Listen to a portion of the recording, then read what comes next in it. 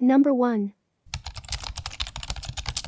In February 22, 1974, Samuel Joseph Byck attempted to assassinate President Richard Nixon. Byck's plan was to take control of an airliner and then force the pilots to fly the plane into the White House, thereby presumably killing the president who was there at the time. Not all went as planned, of course, though he did manage to get as far as taking control of a Delta Airlines plane. However, he never managed to get it off the ground. Byck, a high school dropout and ex-army soldier, had been down on his luck for some time when he decided to try to take back the government for the people by assassinating the president. His wife had left him 2 years before, taking their kids as well. He also was having trouble keeping a job and recently had been rejected by the U.S. Small Business Administration for a loan to start his own business, something he was extremely bitter about. As such, Byck decided a revolution was needed to fix the rampant corruption he perceived, with politicians being more concerned about keeping special interests happy rather than helping actual American citizens. He also believed the government was conspiring with those special interests to keep people who were poor down and out. Luckily for the rest of the passengers on the plane, Nixon, and White House staffers, Byck wasn't the sharpest tool in the shed,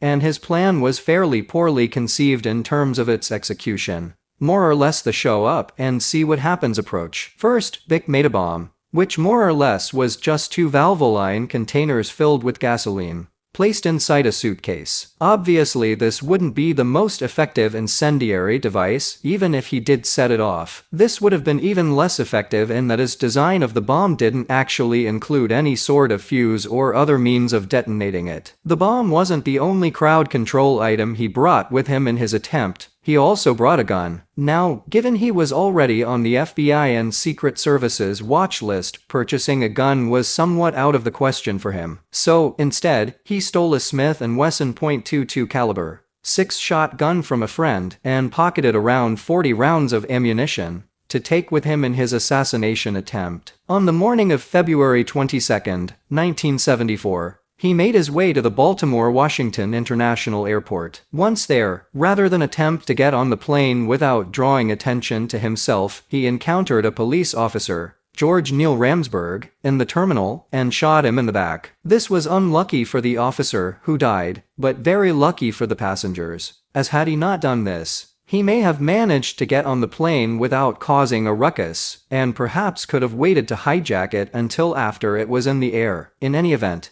after killing Ramsburg, he ran to a Delta Airlines plane, a McDonnell Douglas DC-9, which can hold around 70 to 109 passengers, depending on the configuration. Byck chose this plane as it was about to depart, with passengers in the final stages of boarding. Thanks to the fact that he decided to murder Officer Ramsburg, at Byck's heels was another police officer, who had just come on duty and had heard the shots fired and ran to the scene. The officer, whose name was blacked out in the official FBI report, but I believe was named Charles Troyer, then grabbed Ramsburg's .357 Magnum and chased after Byck. He did not, however, get to Byck in time, and when he first spotted Byck, he was already aboard the plane. Once on the plane, Byck entered the cockpit and told the pilots he had a bomb, and that he wanted them to take off. Before they had a chance to respond, he pointed his gun at the co-pilot, Fred Jones, and shot him in the head. At this point, the pilot, Reese Lofton, decided it would be a good idea to do what Byck told him to do, so he started the engines. However, after Byck left the cockpit temporarily and then came back and again shot the co-pilot, who was already dead, and then shot Lofton in the back, he changed his mind and figured he was just dealing with a crazy person, which was a more accurate assessment, given Byck's history of mental problems and current actions. Thus, at this point, the pilot told Byck the doors needed to be closed in order for them to take off, which got rid of Byck temporarily and allowed the pilot to call for help from air traffic control. This is the point when the officer chasing after Byck spotted him in the plane, with 2 stewardesses attempting to shut the door at the time. Before they were able to, the officer was able to get a couple shots off at Byck before the door swung shut. However, none of them connected. Upon returning to the cockpit after having the doors closed, Byck proceeded to shoot the dead co-pilot again, and also shot the pilot 2 more times. Lucky for the pilot, who ultimately survived, Byck did not get the opportunity to shoot him a fourth time. The officer that had been shooting at Byck managed to hit him at fairly close range through the aircraft door when he saw Byck stand in front of a porthole. After being shot, Byck staggered back, and the officer emptied his clip through the door. As the officer had now run out of bullets, he left, and by the time he got back, other police officers that had arrived on the scene informed him that Byck was down. When they entered the plane, they found Byck lying dead on the floor. According to the History Channel, Byck was only wounded by the officer, not killed, and when he saw his attempt had failed, he instead attempted to kill himself before the officers could board the plane. They went on to state that he said "help me" to the officers when they entered, but then died. It should be noted, though, that him stating "help me" is not in the official FBI report, which details the event, including the officers' accounts. The officers stated that Byck was dead when they arrived inside the plane. The surviving pilot's account also doesn't mention Byck saying anything after the police entered. Of course, he had just been shot 3 times, and perhaps wasn't in the best state to remember such details, though he claims to remember up to the point when the officers arrived. 3 days later, a letter arrived at the Miami news desk, written by Byck, stating his reasons for the assassination attempt. "It has become evident to me that this government that I love dearly will not respond to the needs of the majority of the American citizens. The majority of the people in government, so-called public servants, are financed by special interest groups. And if they are servants to these groups. Now is the time. Independent-minded citizens must take back the government before their government takes complete control of them all. I, for one, will not live in a controlled society, and I would rather die as a free man than live like a sheep." Power to the people. Sam Byck. Number 2. 74 years ago, in 1948, 4 armed Chinese men hijacked a Catalina flying boat operated by the Macao Air Transport Company. The incident resulted in the aircraft crashing into the Zhujiang River estuary, killing all but one of the 27 people on board. This was the first recorded hijacking of a commercial aircraft in civil aviation history. However, the dramatic story was to have a bizarre twist at its conclusion. Following the end of the Second World War, and having suspended its operations since December 1941, the Macao Air Transport Company, a subsidiary of Cathay Pacific Airways, based in the former British colony of Hong Kong, resumed operations carrying both passengers and gold bullion between Hong Kong and Macau, a distance of 23 miles (37 kilometers). As there was no land-based airport located in the Portuguese colony of Macau, also often spelled Macau, at that time, the airline operated 2 PBY Catalina flying boats chartered from the parent company to operate the route, hence providing an ideal solution to the lack of a hard runway on the island. One of the planes, registered VRHDT, operating the 20-minute journey from British Hong Kong to the Portuguese colony of Macau, was given the name Miss Macau. During the immediate post-war period, there remained a general embargo on the trading of gold. However, Macau developed as it was the only permitted gold market in the Far East. As a result, many business people carried gold in large sums of money between Macau and Hong Kong, making the route a prime target for possible piracy and other crimes. On July 16, 1948, Miss Macau departed from Macau with 23 passengers on board. This included 12 Chinese passengers, others from the United States, United Kingdom, Russia, and Portugal, along with 4 crew members. This eclectic group included a millionaire gold bullion trader, a well-known horse racing jockey, an executive from the Coca-Cola Company, and the ringmaster of a famous traveling circus. Upon its failure to arrive after its scheduled flying time of 20 minutes, and with no radio communication from the aircraft in the meantime, the airline staff in Hong Kong started to become concerned for both the aircraft and all those on board. While the airline staff waited to receive further news about the aircraft, a fisherman spotted an airplane, which later turned out to be Miss Macau, flying in a northerly direction before it suddenly changed direction, and then dove nose first into the sea. The fisherman headed for the crash site, where he proceeded to rescue a single survivor from the wreckage, who was later taken to a local hospital in Macau for treatment. Until then, Hijacking had not existed in the form we know today. Indeed, rather than hijacking, acts against aircraft had generally been referred to by antiquated laws as air piracy. In the early days of hijacking planes, the primary motive for hijackers was to rob or hold passengers and aircraft for ransom. This first hijacking involving Miss Macao was no different. On board the aircraft on July 16,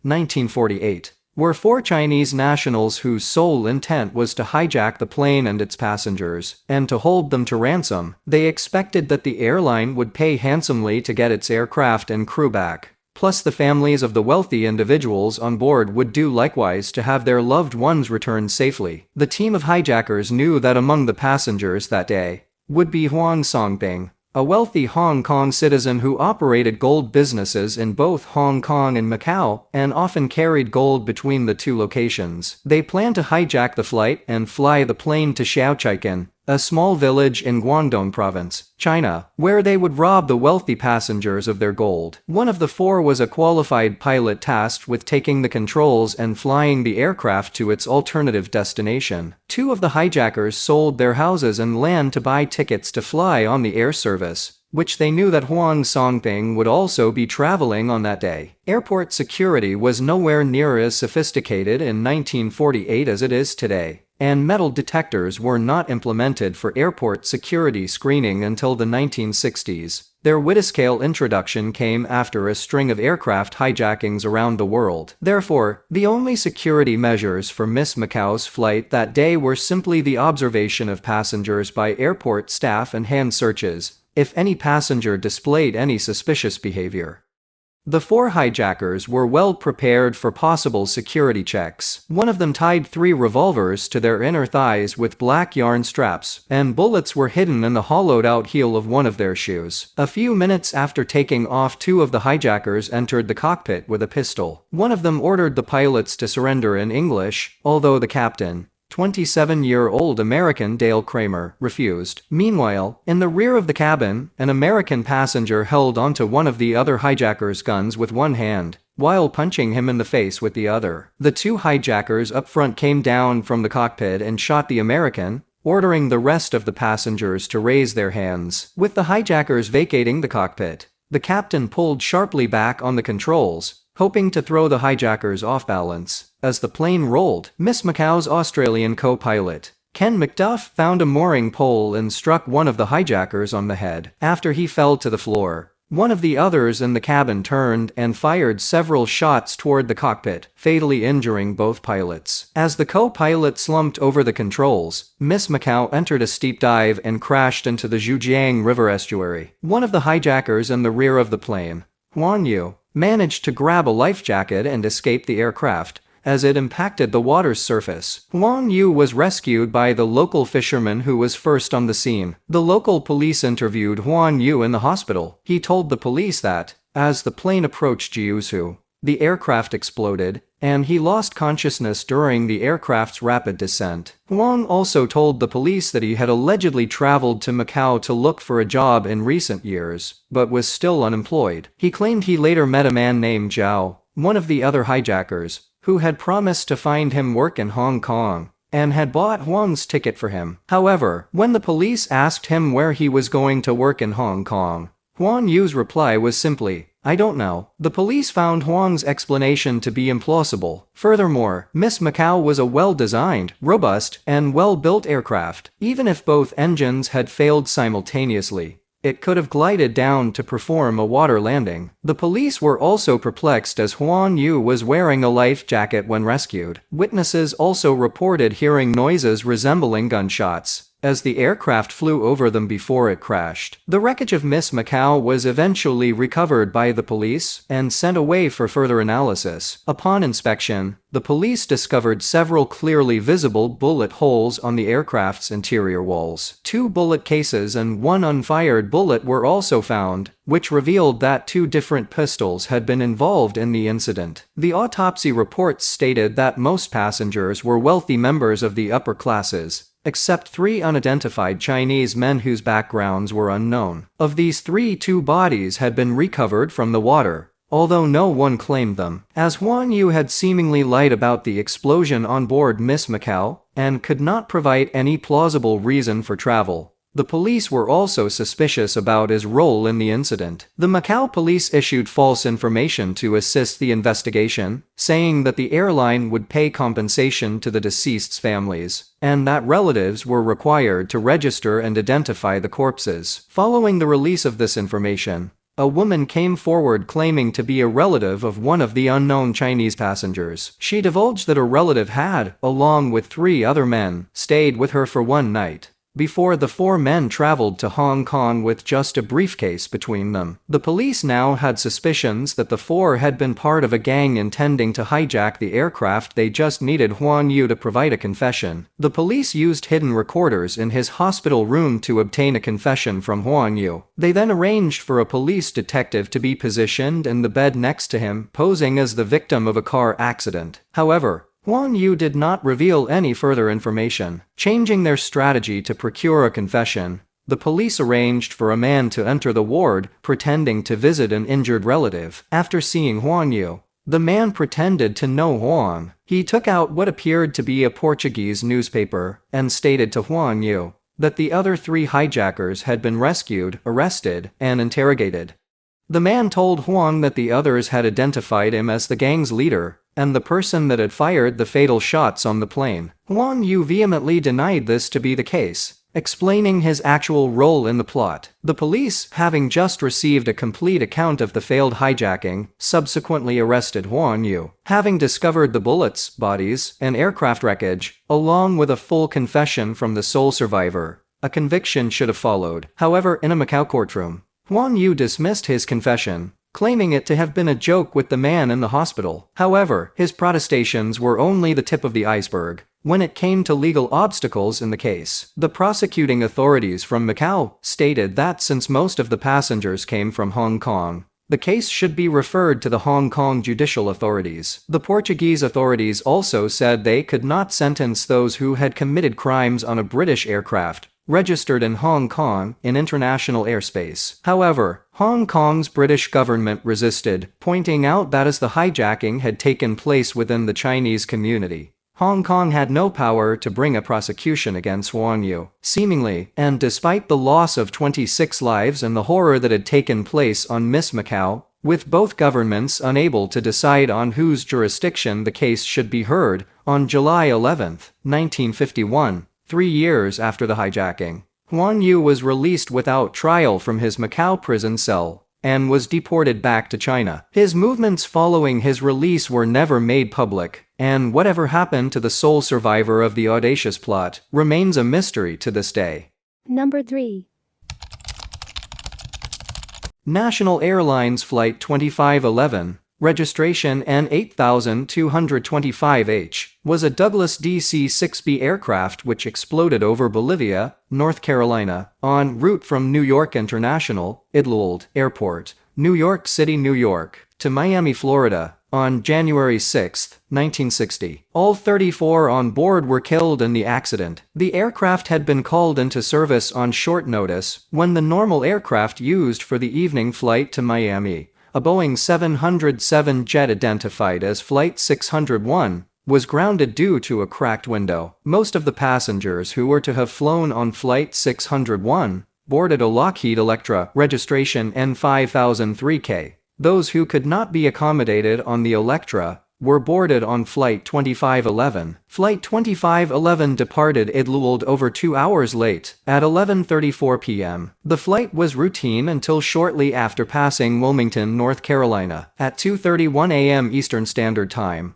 One of the pilots on the flight contacted National Airlines Company radio station at Wilmington to pass on a routine progress report. At 2:38 a.m., the aircraft suddenly entered a wide descending right turn and crashed 1.5 miles northwest of Bolivia. The airline was informed of the location of Flight 2511 at around 7 a.m. when Richard Randolph telephoned its dispatch office in Wilmington to advise that there was airplane wreckage in the field near his house. This wreckage was later identified as that of Flight 2511. During the recovery, it was discovered that the remains of one passenger, Julian A. Frank, a lawyer from New York City, were missing from the accident site. His body was eventually found 16 miles away at a place called Snow's Marsh, west of the Cape Fear River. While autopsies of the crew and remaining passengers showed that all had died due to crash forces, Frank's autopsy showed that he had been fatally injured by a dynamite explosion, originating either in his lap or, more likely, immediately under his seat. A number of wires and metal fragments identified as parts of a bomb were found to have embedded themselves in his body, mainly in the arms and legs. Extensive searches of the aircraft fuselage revealed bone and bomb fragments surrounding the seat, which had been assigned to Frank on boarding. Investigators suspected that Frank had taken the bomb aboard the aircraft willingly, and that the bombing was therefore a murder-suicide. The points that led them to believe that Frank was culpable include: the bomb exploded at 2:38 a.m., hours after the original Flight 601 was scheduled to land at Miami. Had the bomb been placed on Flight 2511 by a party not on the aircraft at the time,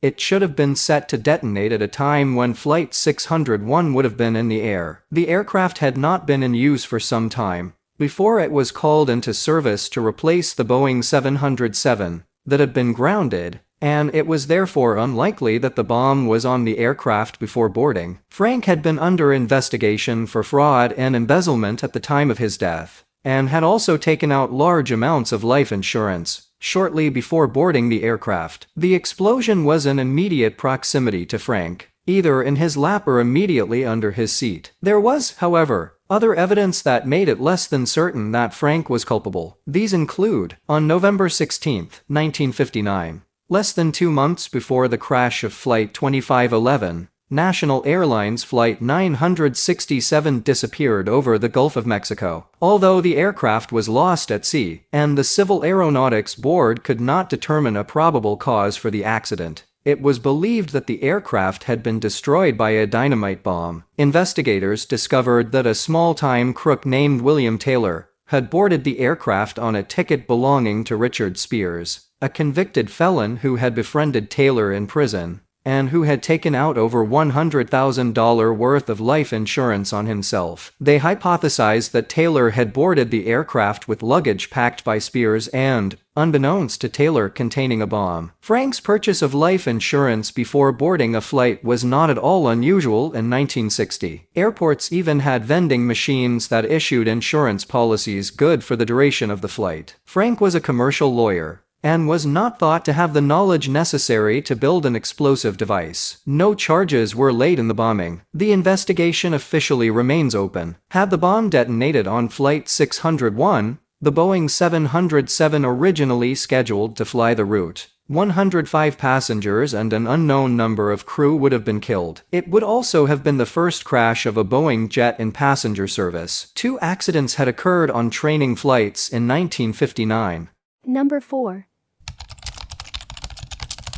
National Airlines Flight 2511, registration N8225H, was a Douglas DC-6B aircraft which exploded over Bolivia, North Carolina, en route from New York International, Idlewold Airport, New York City, New York, to Miami, Florida, on January 6, 1960. All 34 on board were killed in the accident. The aircraft had been called into service on short notice when the normal aircraft used for the evening flight to Miami, a Boeing 707 jet identified as Flight 601, was grounded due to a cracked window. Most of the passengers who were to have flown on Flight 601 boarded a Lockheed Electra, registration N5003K. Those who could not be accommodated on the Electra were boarded on Flight 2511. Flight 2511 departed Idlewold over 2 hours late, at 11:34 p.m. The flight was routine until shortly after passing Wilmington, North Carolina, at 2:31 a.m. Eastern Standard Time.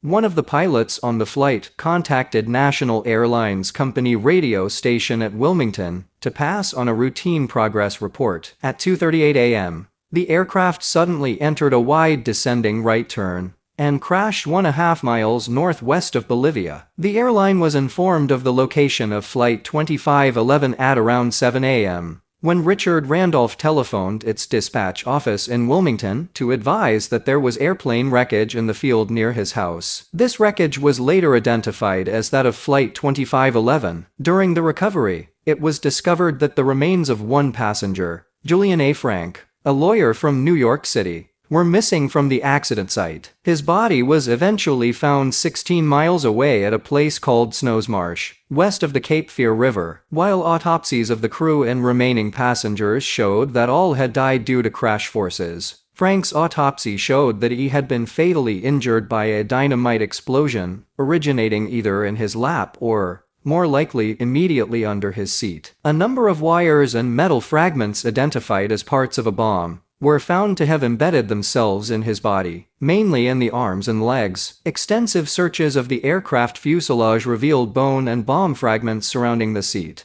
which had been assigned to Frank on boarding. Investigators suspected that Frank had taken the bomb aboard the aircraft willingly, and that the bombing was therefore a murder-suicide. The points that led them to believe that Frank was culpable include: the bomb exploded at 2:38 a.m., hours after the original Flight 601 was scheduled to land at Miami. Had the bomb been placed on Flight 2511 by a party not on the aircraft at the time, it should have been set to detonate at a time when Flight 601 would have been in the air. The aircraft had not been in use for some time before it was called into service to replace the Boeing 707 that had been grounded, and it was therefore unlikely that the bomb was on the aircraft before boarding. Frank had been under investigation for fraud and embezzlement at the time of his death, and had also taken out large amounts of life insurance shortly before boarding the aircraft. The explosion was in immediate proximity to Frank, either in his lap or immediately under his seat. There was, however, other evidence that made it less than certain that Frank was culpable. These include: on November 16,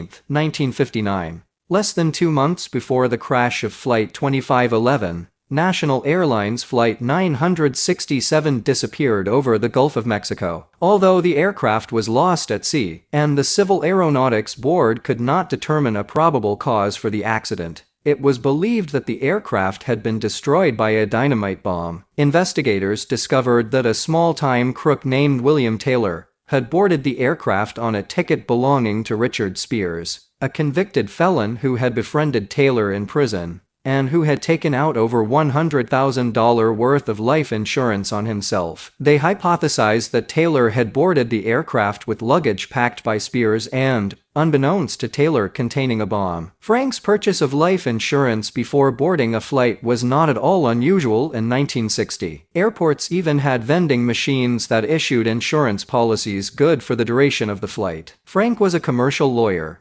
and was not thought to have the knowledge necessary to build an explosive device. No charges were laid in the bombing. The investigation officially remains open. Had the bomb detonated on Flight 601, the Boeing 707 originally scheduled to fly the route, 105 passengers and an unknown number of crew would have been killed. It would also have been the first crash of a Boeing jet in passenger service. 2 accidents had occurred on training flights in 1959. Number 5.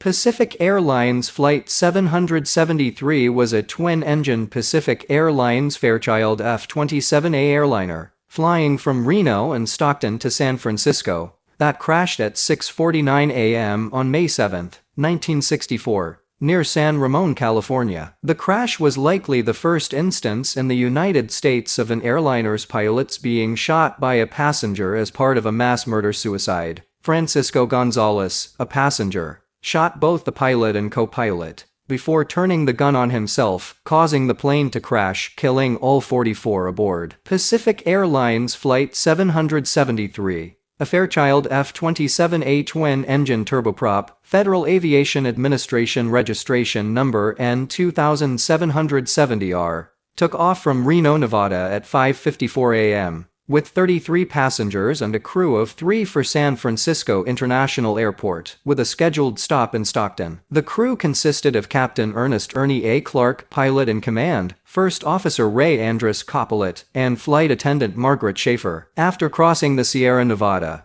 the plane made its scheduled stop at Stockton, where 10 passengers boarded and 2 passengers deplaned, bringing the plane's total to 41 passengers. Approximately 10 minutes after the aircraft's 6:38 a.m. departure from Stockton, en route to San Francisco, the Oakland Air Route Traffic Control Center received a garbled radio message from Flight 773, and the aircraft disappeared from the center's radar displays. Oakland Air Route Traffic Control attempted unsuccessfully to contact Flight 773. Oakland then asked another aircraft in the immediate vicinity, United Airlines Flight 593, if they had Flight 773 in sight. Flight 593's flight crew responded that they did not see Flight 773. But within moments they reported, "There's a black cloud of smoke coming up through the undercast at 3:34 o'clock position right now. Looks like an oil or gasoline fire." Oakland Air Route Traffic Control realized that the smoke spotted by United Flight 593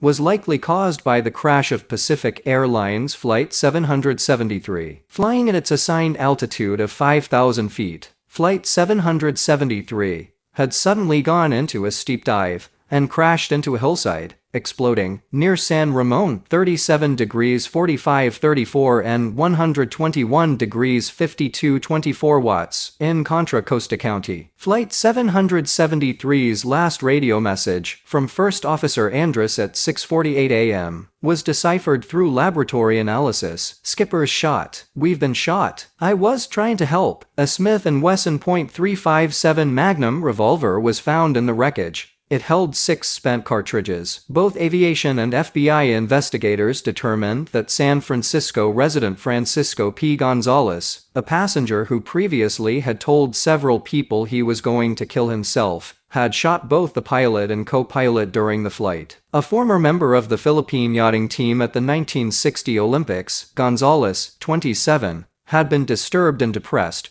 over marital and financial difficulties in the months preceding the crash. A credit check showed that Gonzales was deeply in debt, and that nearly half of his income was committed to various loan payments. Gonzales had advised both relatives and friends that he would die on either Wednesday, 6 May, or Thursday, 7 May. In the week preceding the crash, Gonzales referred to his impending death on a daily basis and purchased a Smith & Wesson handgun through a friend of a friend. Before boarding a flight to Reno, Nevada the evening before the crash, he had shown the gun to numerous friends at the airport and told one person he intended to kill himself. Gonzales gambled in Reno the night before the fatal flight and told a casino employee that he didn't care how much he lost, because it won't make any difference after tomorrow. The plane, a twin-engine turboprop Fairchild F-27, registration N2770R, was a US-built version of the Fokker F-27 Friendship airliner. It was manufactured in 1959 and had accumulated about 10,250 flight hours up to its final flight, with Pacific Airlines as the sole owner and operator. The F-27 took off from Reno at 5:54 a.m., with 33 passengers aboard, including Gonzales and a crew of 3, bound for San Francisco International Airport, with a scheduled stop in Stockton, California. The crew consisted of Captain Ernest Ernie A. Clark, 52, pilot in command, First Officer Ray Andrus, 31, copilot, and Flight Attendant Margaret Schaefer, 30. After crossing the Sierra Nevada, the plane arrived at Stockton, where 2 passengers deplaned and 10 boarded, bringing the plane's total to 41 passengers. It was about 6:38 a.m. when Flight 773 lifted off and headed towards San Francisco International. At 6:48 and 15 seconds, with the aircraft approximately 10 minutes out of Stockton, the Oakland Air Route Traffic Control Center, ARTCC, received a high-pitched, garbled radio message from Flight 773, and the aircraft soon disappeared from the center's radar displays. After attempting unsuccessfully to contact Flight 773, Oakland ARTCC asked another aircraft in the immediate vicinity, United Airlines Flight 593, if they had the plane in sight. Flight 593's flight crew responded that they did not see Flight 773, But a minute later they reported, "There's a black cloud of smoke coming up through the undercast at 3:34 o'clock position right now. Looks like an oil or gasoline fire." Oakland ARTCC realized that the smoke spotted by the United Air crew was likely caused by the crash of Pacific Airlines Flight 773. Flying at its assigned altitude of 5,000 feet, Flight 773 had suddenly gone into a steep dive. It crashed and exploded into a rural hillside in southern Contra Costa County. Flight 773's last radio message, from First Officer Andrus, was deciphered through laboratory analysis. "Skipper's shot. We've been shot. I was trying to help." The official accident report stated that witnesses along the flight path and near the impact area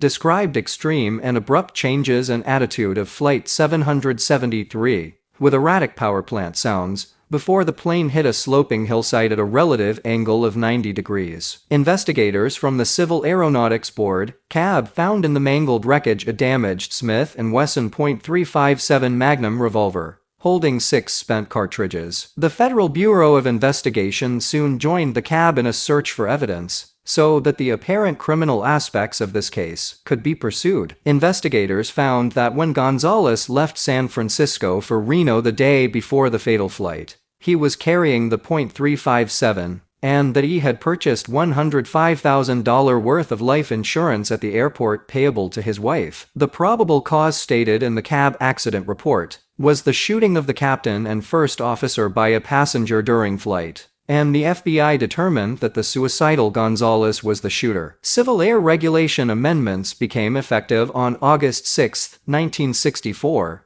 that required that doors separating the passenger cabin from the crew compartment on all scheduled air carrier and commercial aircraft must be kept locked in flight. An exception to the rule remains during takeoff and landing on certain aircraft, such as the Fairchild F-27, where the cockpit door leads to an emergency passenger exit. The amendments were actually passed by the Federal Aviation Administration prior to the crash of Flight 773, but had not become effective yet. In another murder-suicide incident with similarities to Pacific Airlines Flight 773, PSA Flight 1771, crashed on December 7, 1987, into a rural area near Cayucos, California, killing all 43 on board. The plane went out of control after a passenger shot both pilots. Both crash sites were on sparsely populated grassy hillsides used for cattle ranching, contributing to the lack of ground casualties. Julie Clark, one of 3 daughters of the murdered captain of Pacific Airlines Flight 773, and orphaned at the age of 15 by her father's death, grew up to become a commercial airline pilot for Northwest Airlines and performs aerobatic displays at airshows. Stephen Andrus, only son and 4th child of co-pilot Ray Andrus, attended the U.S. Air Force Academy and went on to fly with Alaska Airlines. This story is a warning to all those people that may know a nutter who continuously threatens to kill themselves in a blaze of glory. Francisco Gonzales always promised this. He would constantly threaten members of his family that they would die alongside him, by his hand. Unfortunately for his victims, he never actually told how he would go about killing those around him, so he couldn't be stopped from taking a final act of revenge. And what brought about his problems? Well, he was having trouble with his wife, and also had accumulated a fair amount of debt, which is surprising since he lived in Reno, Nevada, when he decided he had finally had enough. But for some unknown reason he didn't take his family out with him. He chose to help his wife instead. On May 6, 1964, Gonzales purchased a Smith & Wesson revolver for his intended mission. The next morning he took out a $100,000 insurance policy on his life and then went to Reno Airport, where he bought a ticket on Pacific Airlines Flight 773 to San Francisco. I guess it doesn't take a genius to figure out what happened on board the plane. No long after the plane took off, Gonzales pulled out his gun and kicked his way into the cockpit. Once in there, he raised the gun and put a bullet into the back of the pilot's head. Ernest Clark, 52, had his brains splattered all over the control panel as Gonzales turned to the co-pilot and repeated his earlier action. What happened after this is unknown, But it would seem that Gonzales probably turned the gun on himself. A while later, a nearby airport picked up a message stating "Skipper's shot. We've been shot. Trying to help." And that was the last anyone heard from the plane, apart from the massive explosion. When it hit a hill near San Ramon, California, all 44 passengers and crew died.